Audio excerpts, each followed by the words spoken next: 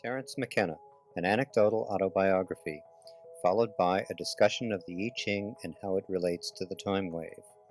Recorded February 8, 1992 at the Esalen Institute, Big Sur, California. My story is sort of like the unsinkable Molly Brown.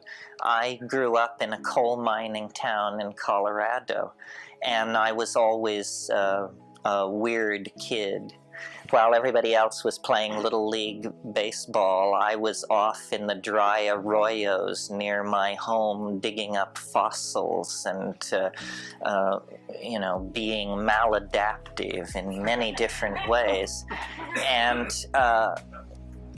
the thing that I was always tracing or looking for was a kind of iridescence that adheres to certain kinds of matter, certain situations, and even certain kinds of people. So it started out with a fascination with minerals, a rock hound, and then that led into fossils. And that led to butterflies, which was a lifelong obsession until so much pummeling with Buddhist ethics made me give it up a few years ago. But resentfully, I must say. Buddhism is fine, but no one knows the pleasure of the capture of a birdwing ornithopterid in the jungles of Saram. You want to talk about hard wiring in the human organism? We've been insectivores for 9 million years, and there's a thrill there in the capture of a large butterfly that well, sorry to drift off into... Forgive me. Iridescence, yes. And so then the butterflies sort of carried me along for a while, and then when puberty hit, pineal symbolism overwhelmed everything else, and I got into rocketry. And, the compounding of fuels and the launching of these things from the local baseball diamond and airport at incredible peril to myself and the people around me. And then I discovered at a certain point, I had always been a kind of a science chauvinist. And then at a certain point, I discovered art, literature, poetry, music, dance, theater, the whole of the humanities came flooding in. But the guiding aesthetic was always an aesthetic of the weird. I guess I should mention that I'm a double Scorpio. But the aesthetic of the weird drove me, and nothing was strange enough. I loved the science fiction films of the 1950s, and I was into the music of John Cage early on. And of course, all of these things funneled me toward psychedelics. I mean, psychedelics are like the quintessential essence of this aesthetic of the weird. Once you get to psychedelics, it's like you've hit the main vein of weird. No more do you have to closet yourself in the attic with your copy of Hieronymus Bosch. You can now, move out into the real thing. So that propelled me to a lot of traveling.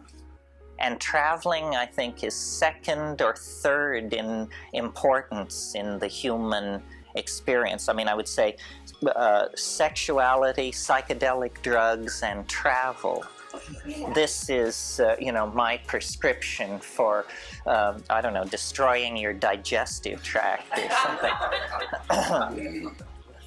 And I went first to Africa, and then to the Seychelles Islands, and then to India, and lived in Japan for a while, and then eventually went back to Asia. And I had encountered LSD in Berkeley, where I went as an undergraduate in the fall of 1965. That was the other thing about me. I was incredibly lucky in that a kid from a cow town in Colorado, I was able to find my way to ground zero of the cultural scene. I was able to put myself at the corner of Shattuck and Bancroft in the fall of 1965. So the whole thing was just being staged for my benefit, I thought.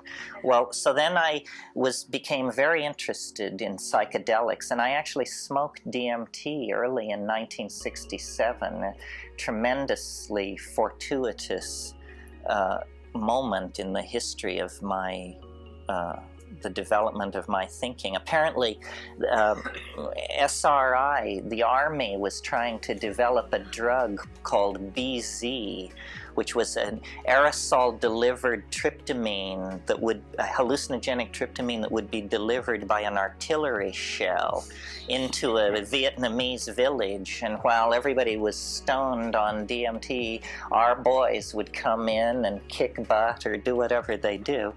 And a 55-gallon drum of solid DMT had been boosted off the back of a truck by some Stanford graduate students.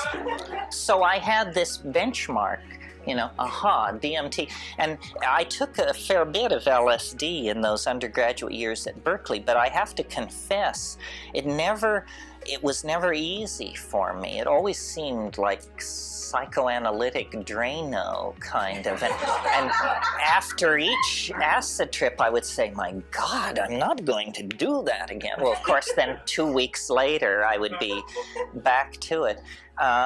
But my style has always been to be a reader and to inform myself. So I read The Doors of Perception and Havelock Ellis and Weir Mitchell, all these people I mentioned this afternoon. And what fascinated me was how they insisted on visions, particularly Havelock Ellis's descriptions of his mescaline experiences, where he says, architectural ruins dripping with globular jewels, strange statuary leering from darkened doorways. And I said, hey, I want it. How do I get that?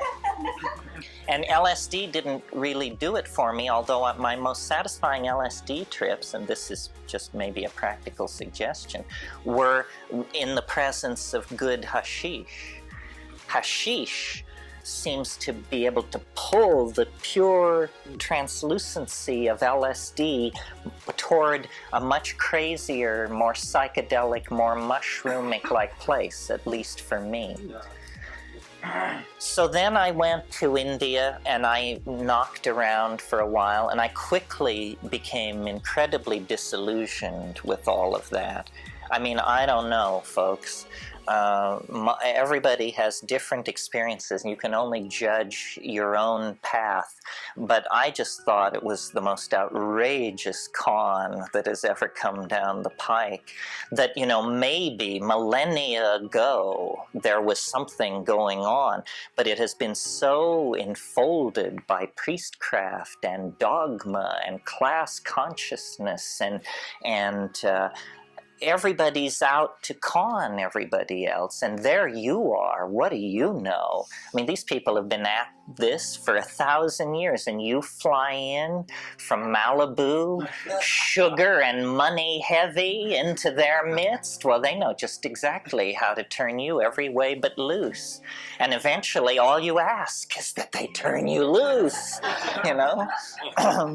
Now, I know there are people for whom this message is unwelcome who are within this room this evening, but I'm not knocking Indian spirituality.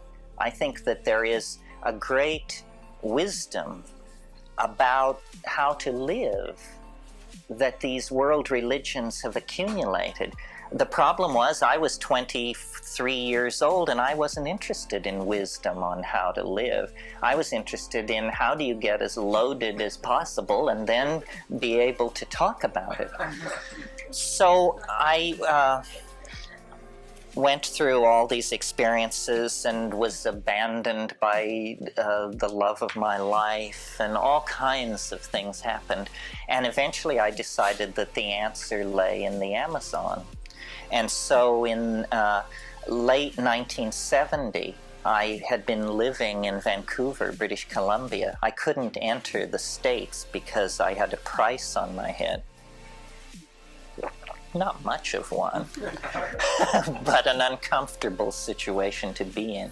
So then I went to the Amazon for the first time with my brother and a couple of friends who came with me from the States, and then we quickly made common cause with a woman down there, and she came with us. So it was 2 women and 3 guys, and we were considering that that I was the oldest and I was 25 years old. As I look back on it, we were an incredibly serious and well-informed group of 22 through 25-year-olds.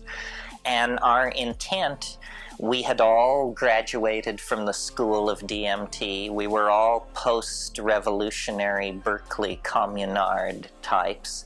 And we had collectively decided that the only hope lay in somehow getting into the DMT flash for longer than a minute to a minute and a half, and that the strategy for doing this must be then to go to the Amazon and explore these psychoactive drugs. And the one that we were interested in is one that even today has yet to become an item on the Malibu consciousness circuit, a drug called ukuhe. Ukuhe, it's used only by the Witoto, Bora, and Muinani tribes of the lower Putumayo of Comissaria Amazonas in Colombia. Very limited geographic area in a completely remote part of the Amazon. And what was interesting to us was the anthropological reports were that they rolled it up, it was the resin of a tree, and that they rolled it up into little pills, and that they took the little pills and then they would lie in their hammocks and they would speak to the little man. And so we said, this has got to be it. And Dick Schultes, Richard Evans Schultes of Harvard, had already published on the chemistry of ukuhe, and it was definitely contained DMT. So we said, okay, these people have found the way into what we then called the beta level, just for shorthand. So the way into the beta level was to be achieved by ukuhe. So we put together this expedition, and we descended the Putumayo River, which is the border between Colombia and Ecuador and Peru, to a place called San Jose del Encanto on the Rio Igaraparaná, which flows into the Putumayo there. And at that point, it's a 120-kilometer overland 5-day walk to a remote mission called La Chorrera. And most places in the Amazon are historyless, but La Chorrera had a very dark history behind it, which I didn't really know at the time, and probably very few people in this room have ever heard of or know anything about what's called the Putumayo rubber horror. What this was a rehearsal for for Hiroshima, Auschwitz, you name it. It went on from 1912 to 15 in the Amazon, when, in a frantic effort to get natural rubber to fight the First World War, British banks bankrolled an episode of genocidal brutality that is remarkable both for the depth of the horror and for how thoroughly it's been completely forgotten. And what they did, these British banks, is they financed this Peruvian mafia called the House of Arana to basically enslave Indians over a vast area of the Amazon and force them to extract the natural rubber under pain of death. And there are endless stories of the atrocities. People had the soles of their feet removed by machete if they didn't meet the rubber quotas, and just nightmare after nightmare. If you want to read about it, there's the British Royal High Commission under Roger Casement. And that was another story. You see, Roger Casement was the last man hung for homosexuality by the British Crown. He had been the British Consul General in Rio de Janeiro and had exposed this rubber atrocity and all the collusion of British banks and stuff like that. But a few years later, he expressed Irish sympathies with the Easter Rising of 1919, and immediately the Foreign Office came forward with love letters between him and Parnell, the Irish revolutionary, and he was hung for being a homosexual. But anyway, La Chorrera had this very dark history of these rubber atrocities. Well, we rolled in there, and immediately there began the unfolding over just about a 3-week period. I mean, a very short length of time, from the 27th of February 1971 until the 22nd of March. So a period of just under 4 weeks. It was like the doorway was standing open.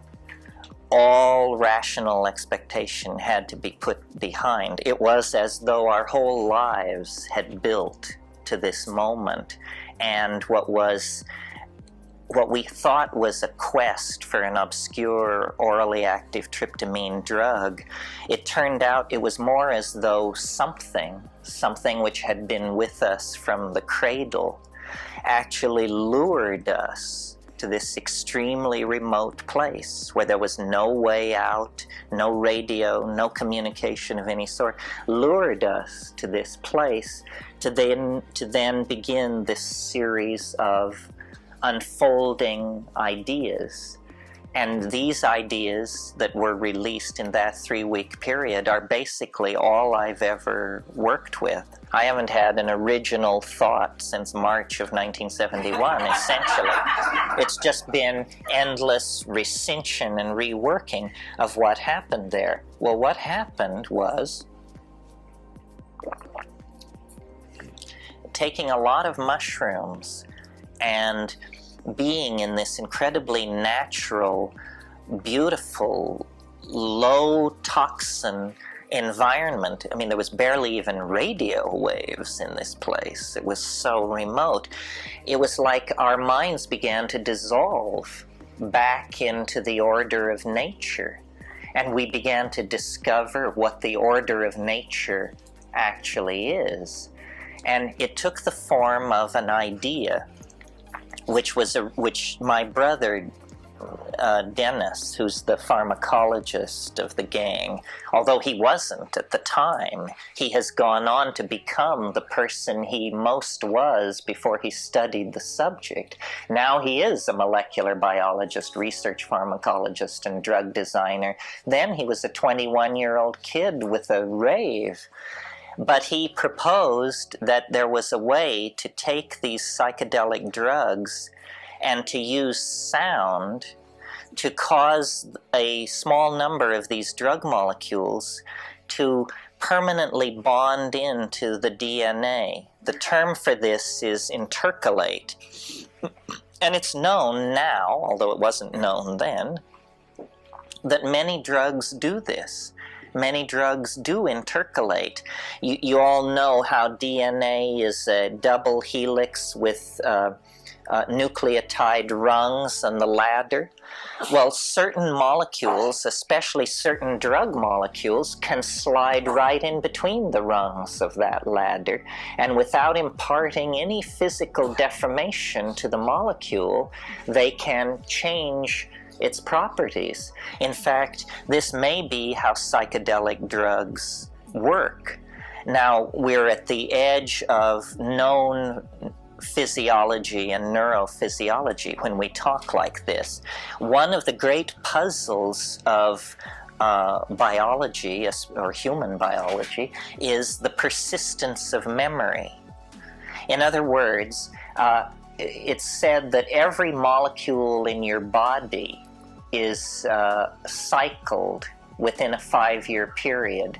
That, 6 years ago, there wasn't a single atom in your body that is now in your body. The form persists, but the matter is traded in and out, except in one case, which is the neurons do not trade out.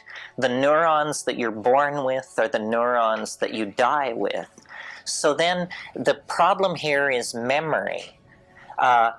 You can be 70 years old and have an absolutely crystal clear memory of your first day of attending school in that red brick schoolhouse 65 years ago.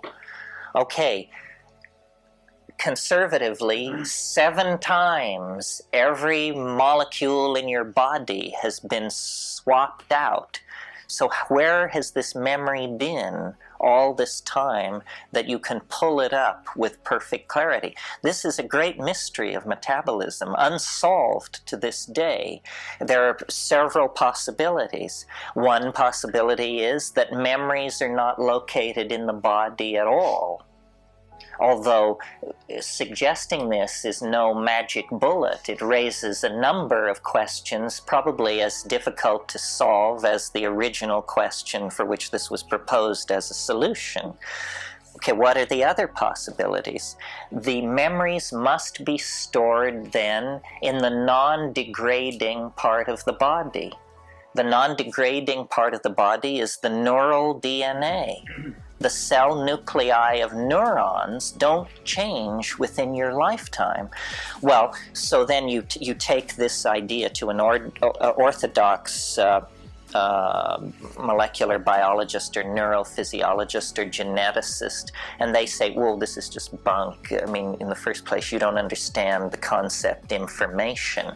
The kind of information which is stored in DNA is sequences of nucleotides which code for protein.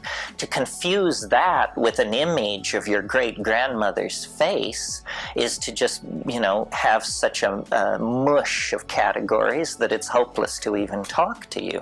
So Dennis's notion was, he said that some form of superconductivity must be involved. Now, this was 1971. Superconductivity was not known to occur more than 0.3 of a degree above zero absolute. He said, no, there must be room temperature superconductivity going on in the DNA. This must be how the DNA preserves information. Now, if you know anything about superconductivity, it is the perfect physical phenomenon to use for preserving information, because no information degrades in a superconducting circuit. Say you have a ring of supercooled gold and you impart an electric current to this ring. That current, barring interruption of the superconducting state, will circle that gold ring with zero resistance for eternity. Now, the only thing which can cause the superconducting phenomenon to cease is if a high-energy source overwhelms the superconductivity, comes in from the outside and disrupts it. Now, think about the problem that nature faces with the genetic machinery. The key to life is error-free copying. Wherever there's error, then there becomes mutation or problem or incompatibility. So all of the strategies of genetic preservation of information seek to maximize the absence of error. So the perfect mechanism for doing this would be a superconducting mechanism. Now you see, the major cause of mutation in the natural environment is cosmic radiation, ambient cosmic rays, high energy particles that smash into the genome, physically collide with the DNA and break the bonds and disrupt the message so that it can't be copied. Superconductivity would be the natural medium to retard this process.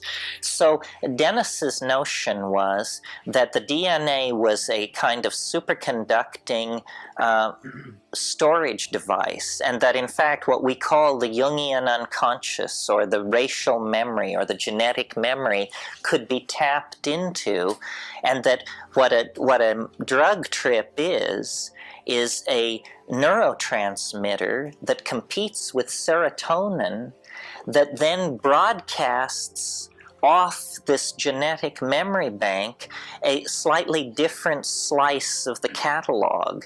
Serotonin broadcasts are the equivalent of traffic and weather reports, where it tells you how to get around in the world and where not to go and how to avoid problems. If you swap out the serotonin channel for the psilocybin channel, suddenly it's the equivalent of Pacifica Radio. It's running philosophy discussions and classical music from another planet, you see, because the efficiency and the emphasis of these neurotransmitters is different. Well, so we went through a series of startling revelations and experiences using this idea, because he was dead serious about doing this and decided that I would be the likely candidate for what he called hypercarbylation. And that, we would saturate me with drug molecules, and then he knew how to do the thing to make an ordinary trip turn into the forever trip by locking these molecules into their bond sites. Oh, and that's the piece of the puzzle that I didn't explain that you might not realize. When a molecule is superconducting, when a molecule is at 0 degrees absolute, it becomes superconducting. So if you can cool a molecule to that level, it will immediately bond permanently to whatever is physically nearby. So Dennis said, what you do is you take all these, you saturate your body with these drug molecules, and then using a complex theory of harmonic canceling, which I won't regale you with this evening, he thought there was a way to generate sound that would affect a very small number of these drug molecules and cause them actually to superconductively bond into the DNA. And then the trip would be permanent. The trip would be scripted into the genome, or at least for the life of the organism. And he suggested that if you make the DNA superconducting in this way, that eventually death is no problem. It's just sort of like a shedding, and you go into the rivers and the water and the air, and you become very tiny. You become the size of your DNA nucleus. Well, I thought that this was a very highly unlikely notion, so unlikely that since he was so gung-ho to try it, the best thing to do would be to just let it rip. And if there was something there, that would be interesting, but that I was willing to bet dollars to donuts against it. Well, he set up the experiment, he did the experiment, and he had made very extravagant and inflated predictions about what would happen. He thought that you would literally give birth to your mind as a physical substance. I don't know whether it would flow out of your nose or where it would come from, but he thought that there was a kind of superconducting translinguistic matter, he called it.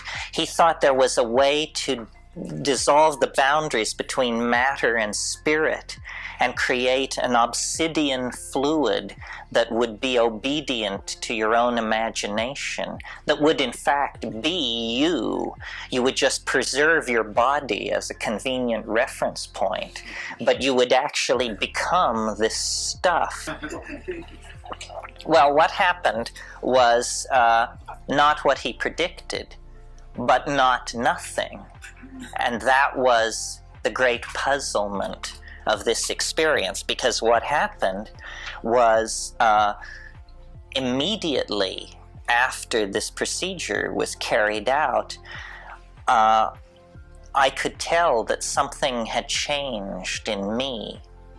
And it was very hard. It took me a few hours to figure out what it was. And what it was it was though a switch had been thrown. And I began to understand. That's all it was. It was, Whitehead defines understanding as the apperception of pattern as such. And suddenly, I began seeing things very differently. I began to see the relationships between things on one level and among levels. And I stopped sleeping. I didn't sleep for 11 days, effortlessly. And every night during this 11 days, in the late evening, I would just become very, very impatient for all these people to go to bed, my companions, because the chatter of the camp would interrupt my thoughts. And what I just wanted to do was I would just go in the jungle and I would just put my hand on a tree and I would just stand and think. And think, and think, and think, and think. And it was this endless cascade. It was not like a psychedelic trip. There was no hallucination. There was simply this unfoldment. And it was like as though I was just filled to overflowing with gnosis. I would sit down on the ground and begin thinking, and I would lose myself in my thoughts. And when I would come back to my situation, I would look down in front of myself and see that while I had been thinking, my hands had built a fire out of small sticks. It was as though everything was cognitive activity. Dennis went what would be conventionally called a psychotic episode, but it wasn't a typical psychotic episode. It was a kind of turning inside out, so that he became, in a single moment after the hypercarbylation, it was like he ended up at the other end of the universe, turned inside out and headed backwards. And over the next 14 days, he came through a progressive narrowing of his what he was identifying with, so that first it was the whole universe, then it was the galaxy, then the solar system, then each of the planets moving in, then all life on Earth, then all mammals, then all human beings, then all Irish, then finally all the McKennas there ever were, and then finally the question was he him or me? And then he got that sorted out finally, and then he was fine. Shaken, but fine. We've now reached the 22nd of March, 1971, and I couldn't talk to anybody. I was in a very, very, very, very strange place. I mean, things went on. Well, just as an example, because there wasn't much of this 3D stuff that you could wrap your mind around, but everything was teaching me. Everything had a message for me. And I would go out into the jungle, and I would raise my arms above my head, and I would call the butterflies into me out of the jungle, and they would come. First by dozens and then by hundreds. And I would stand there, and here's how the thought progression would go. I would call the butterflies in, and then it would move me to tears. And so there I am standing, covered with butterflies, tears of joy streaming down my face, and streaming down my face, and streaming down my face. And finally I begin thinking, so now what? and then I think, the people back at the camp who doubt me, those bastards, wait till they see this. So then I would go to the camp, and I would be smiling, the tiny smile that only Buddhas can manage, and I would invite them into the jungle to see something unannounced. And so they would say, well, I don't know, you're just, all right, we'll go. So then we would go into the jungle, and I would raise my hands above my head, and I would call the butterflies in, and none would come. And these people would just say, oh, God, it's getting worse and worse and worse. Your brother is nuts. You have delusions of this is pathetic. I mean, this is a mind in wreckage. This is the green hell. This is the thing we feared the most, you know? And so eventually, and any of you who are self-diagnosed as schizophrenic will agree with me on this, I'm sure. The key to surviving schizophrenia in one piece and avoiding massive intervention by the mental health care authorities is shut up. Shut up about it. Do not talk about it. Of course you can raise the dead and heal the sick and divine distant event, but just shut up about it, or you're not going to make it through. Well, eventually everybody else sort of renegotiated themselves back to some kind of reality. My brother flew back to the States, and I was, in a sense, left in the Amazon to mull all this. And at this point, this pattern perceiving coherency, that was how I described what was coming over me, began to take a special direction. And believe it or not, that's what I want to talk about tonight, is the special direction. I never had, I say I never had any particular interest in the I Ching, but actually, when I was very young, I read it. First, I read the James Legge translation when that was the only one available. It was an old Dover 2-volume deal. And then when the Wilhelm Baines translation came out, I think I bought my copy in '63, and I did it, and because I was a Jungian, I was interested in it because Jung wrote a lot about it. But I wouldn't say I was devoted to it or that I honored it particularly. But I did keep it with me when I traveled, and my habit was to throw it at every new and full moon. And I had done this for years. And so in the wake of these events that I've just described, this inner teaching voice began to turn more and more toward the I Ching. And at first I didn't realize that was what we were talking about, because the dialogue opened very innocently. It opened like this. The voice said, using the common form of address, which it always uses, it said, "Did you know? I'll bet you did know," which is how it always broaches the subject. Did you know? I'll bet you did know. Did you know? I'll bet you did know that every day is made out of 4 other days. I said, that's never occurred to me. I've never heard that idea. Said, oh yes, every day is made out of 4 other days. I said, what do you mean made out of? Said, every day is an interference pattern created by other times in the past. Now, in our scheme of thinking about time, the most important moment in terms of its influence on the moment we call now is the moment we call now minus 1. Now minus 1 is very, very much like now. In fact, you can't really tell them apart. So we believe that now minus 1 is the major moment influencing now. The voice said, no, that's cockamamie. That isn't it at all. There are moments spread through time, and they create the resonance of the present. And so I said, well, so you say. And it said, go get graph paper and we'll talk more.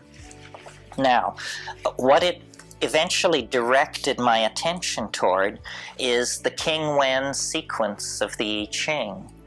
The King Wen sequence is a traditional sequence that is,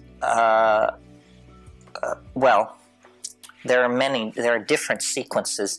What distinguishes the King Wen sequence is that it is the traditional one and the oldest one. An argument can be made that it is the oldest human abstraction in existence because we possess portions of the King Wen sequence scratched onto shoulder bones, scapula, that can be dated to 3500 BC or so. So this is a very, very old pattern that has been preserved through time by human beings.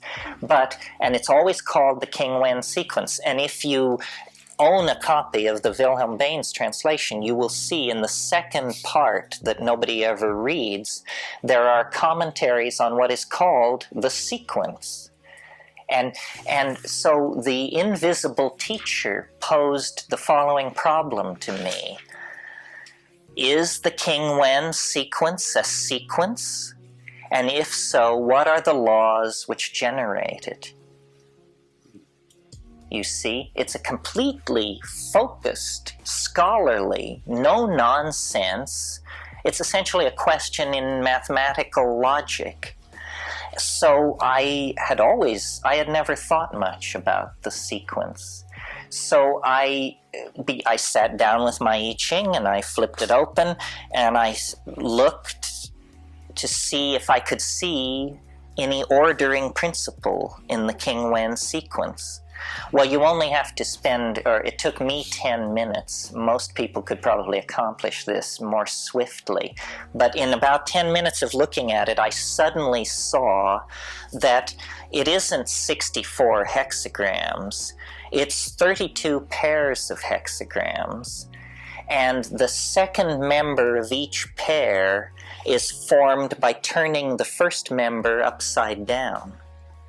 Do you see? By inverting the first one, you get the second, and you get these then pairs of hexagrams. If you look at 3 and 4, that's such a pair. 4 is 3 turned upside down. And now, there are 8... Oh, I assume everybody knows what the I Ching is. What are hexagrams? Hexagrams are these 6-leveled structures made out of broken and unbroken lines. So when I say turning a hexagram upside down, I'm referring to the inversion of this 6-leveled structure. Now, in the nature of 6-leveled structures made out of solid and broken lines, there will be 8 cases where turning it upside down doesn't make any difference. You meet the first case in the first hexagram. The first hexagram is 6 solid lines. If you turn it upside down, it's still 6 solid lines. So then I realized there's a second rule. And the second rule is, if inverting the first hexagram provokes no change, then all lines change. Okay, now this is not original. I think this is well known to scholars of the I Ching. It was just a revelation to me, but it's well discussed in the literature.